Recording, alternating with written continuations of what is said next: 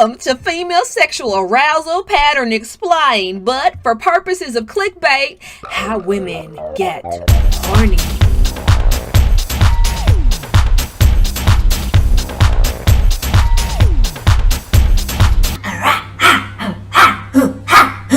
Alright, now that we've gotten that part out of the way, let's dive right on in, shall we? Masters and Johnson created a super comprehensive sexual response model that we're going to use today. It explains the act of sex in 4 parts: excitement to plateau to orgasm to resolution. For today's video though, we are only focusing on the first 2, excitement and plateau.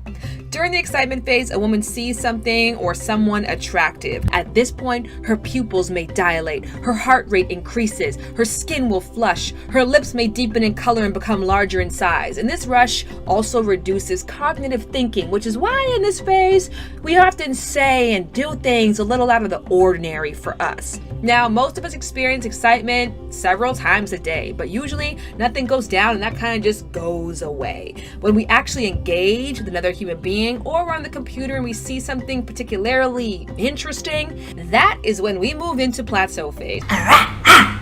Now, plateau phase is when a woman starts to get really worked up and the glands around the opening of the vagina and inside the canal begin to secrete a dense mucus-like substance. Not so fun fact, this fluid, because it is very dense in nature, is at high risk of carrying sexually transmitted infections and diseases, which is why protection is very important even prior to any kind of penetration.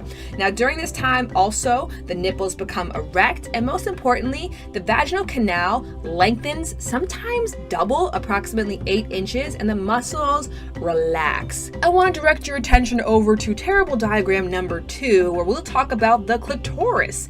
Little known fact is that women also have both erectile tissue and foreskin. When a woman is aroused, the clitoral hood, which is the skin covering the clitoris, peels back to expose the larger erect clitoris. Now, this entire transformation that the female body undergoes can take up to 20 minutes versus men who can go from 0 to hero sometimes in a matter of seconds. But it's important to look at this not as a drag, which is why I hate songs like The Dreams. I can give a fuck about the foreplay.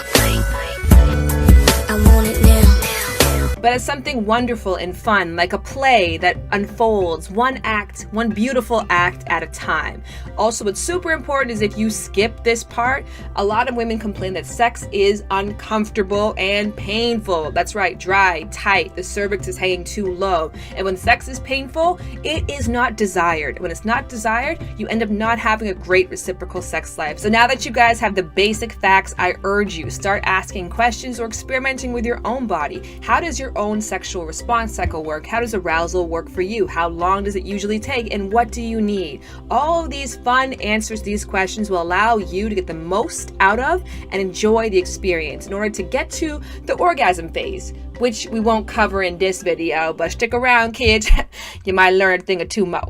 Looks good, smells good, feels good, but most importantly is like her authentic self. Also, I like some soft lips, you know what I'm saying? That also helps. Here's a list of 5 women that I think could get the business on a list.